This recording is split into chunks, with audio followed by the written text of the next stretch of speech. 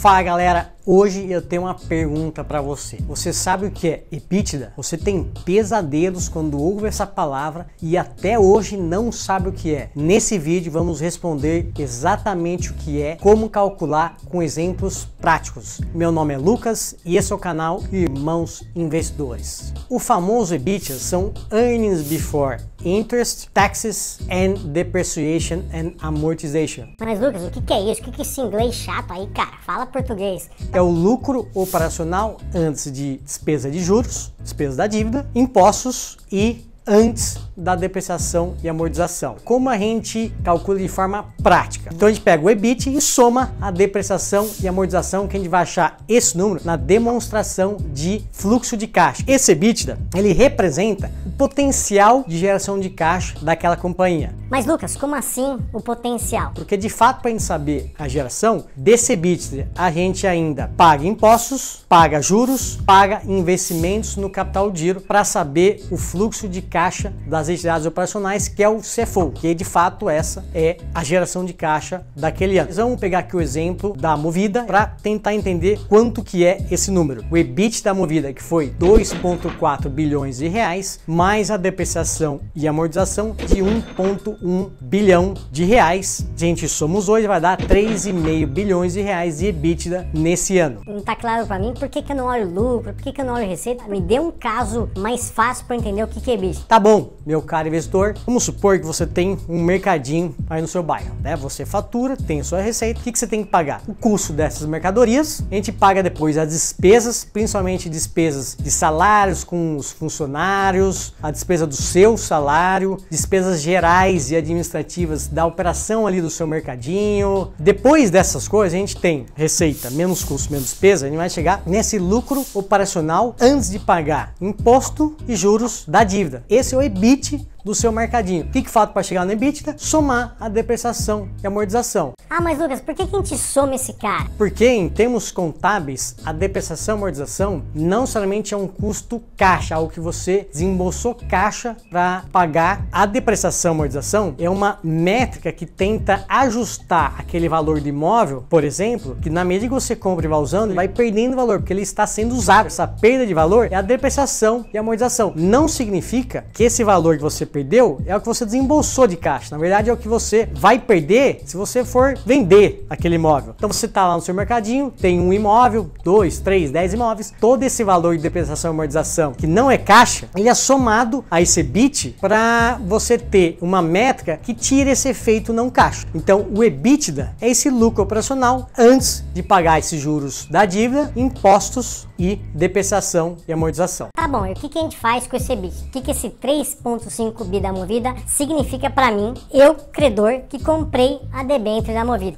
Com base nesse EBIT, a gente vai calcular as duas principais métricas de crédito para análise de crédito das companhias. A gente tem dois conceitos. O primeiro é a alavancagem da companhia. É uma métrica que a gente calcula que é a dívida líquida dividido pelo EBITDA, ou seja, quanto de dívida líquida aquela companhia possui em relação ao seu potencial de geração de caixa. Por quê? Porque a gente quer saber se aquela companhia está muito alavancada, tem muita dívida para ser paga com base naquele EBITDA, ou se ela está pouco alavancada, ou seja, ela gera muito caixa e tem pouca dívida. Você concorda que esse cara é o cara mais confortável, é o cara que a gente, como credor, a gente prestou dinheiro para esse cara, se sente mais seguro. A Movida tem uma dívida bruta em torno de 18 bilhões de reais. Beleza, para a gente chegar na dívida líquida, a gente tira o caixa, que é a dívida líquida de caixa. Então 18 menos 7 bilhões de reais, que é o caixa da Movida ao final de 2022. Vai dar algo em torno de 11 bilhões de dívida líquida. A gente pega esses 11 bilhões, dividindo por 3,5, isso vai dar um número de 2,8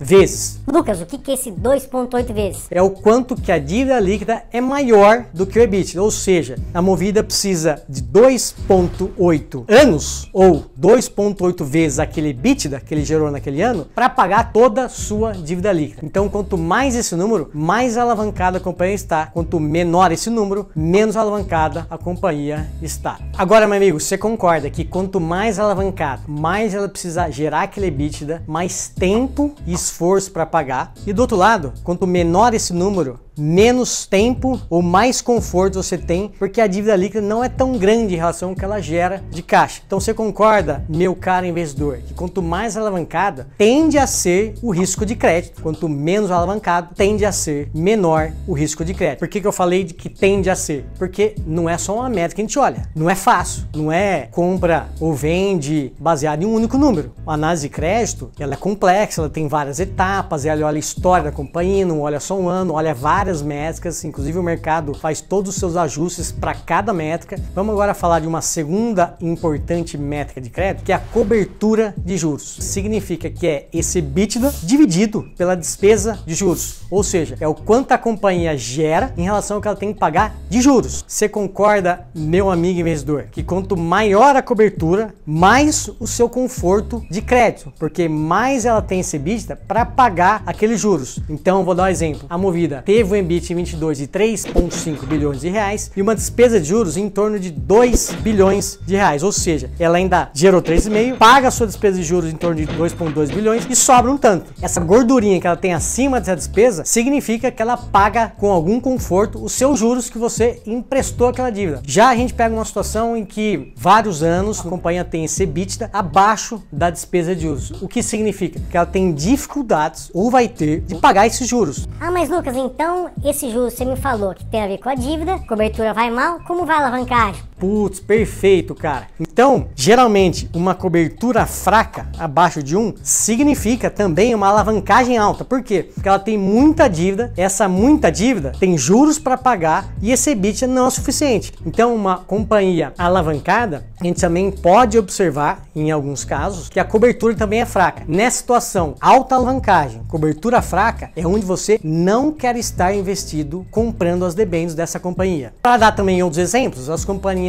em termos de cobertura de juros rodam na casa de 1,5 vezes, 2 vezes, 3 vezes, 4 vezes, enfim, varia muito cada caso. É um caso, mas coberturas acima de pelo menos 1,5 vezes é o que a gente exige na hora de investir. Em termos de alavancagem, no caso Movida, a gente falou que a alavancagem em torno de 2,8 vezes é uma alavancagem ok, não é a mais baixa. Existem companhias que têm alavancagem abaixo de 1, existem companhias que são caixa líquido. O que é isso? Em que o caixa supera a sua dívida bruta. Dívida bruta menos caixa. O caixa sendo maior que essa dívida, dá caixa líquido. Então essa alavancagem vai ser negativa. Ou seja, apesar de ser negativo o número, é uma empresa que tem muito caixa, pouca dívida, cobertura confortável. Esse é o cara ideal para você ter concentrado na sua carteira de crédito. Então tem alavancagem, tem cobertura de juros. Eu quero estar naquele cara que tem alta cobertura, tem um EBITDA bem alto em relação à despesa de juros e uma alavancagem também baixa. Ou seja, ele tem uma dívida baixa em relação ao que ele gera de EBITDA. Mas Lucas, isso tá me parecendo muito perfeito. Não acho que é tão fácil achar isso no mercado. Putz, meu amigo, aí você matou a nossa dúvida. Realmente, não são todas as empresas que possuem essas métricas de crédito tão boas. São poucas. Mas é nessas poucas que a gente quer estar alocado, quer estar concentrado. Você concorda? Não é fácil. E as companhias têm cada uma seu setor. A gente sabe que no Brasil é difícil. Tem a macroeconomia. Um dia os juros é muito alto, outro dia os juros é muito baixo. É o dólar, é a inflação. É difícil ser empreendedor. São poucas as companhias que têm robustas métricas de crédito, mas possuem. Então, queira estar concentrado nesses caras, e aí que entra o outro segredo da gestão do seu portfólio, de equilibrar o seu portfólio entre companhias menos arriscadas e companhias mais arriscadas. Claro, não é só isso que deve embasar o seu portfólio, mas também 3 outras grandes condições, que é o que? O quanto de retorno você deseja, o quanto de risco você está disposto a tomar e o seu horizonte de investimento. São 3 leis fundamentais para melhor alocar a sua carteira. Eu quero agradecer o tempo que você se dedicou comigo. Se ficou alguma dúvida, por favor, escreva aqui nos comentários. Se inscreva no nosso canal para ajudar a compartilhar esse conhecimento para mais pessoas e nos vemos no próximo vídeo. Um grande abraço.